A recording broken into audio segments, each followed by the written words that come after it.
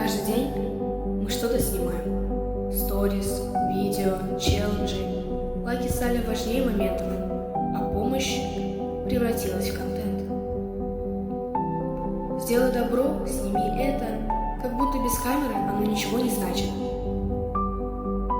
Но мы никогда не знаем, что скрывается за чужим капюшоном, за опущенным взглядом, за дрожащими руками. Иногда человеку нужна не камера, а просто помощь.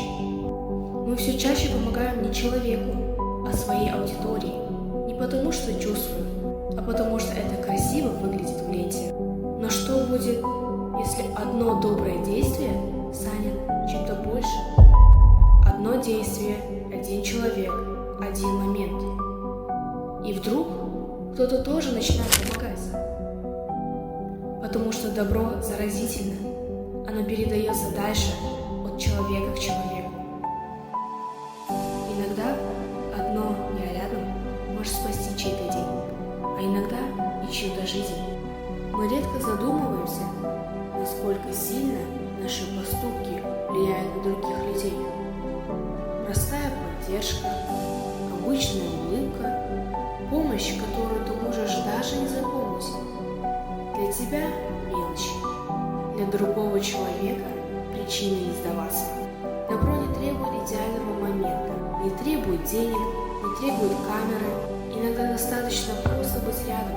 И, возможно, именно в этот момент кто-то снова начинает верить в людей. Нам не нужны тысячи подписчиков, чтобы изменить чей-то мир.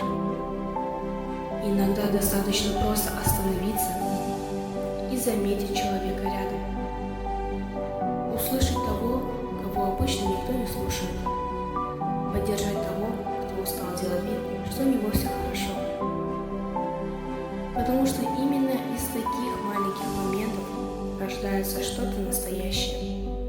Доверие, поддержка, дружба. И, возможно, именно с одного простого поступка начинается чей-то самый теплый день.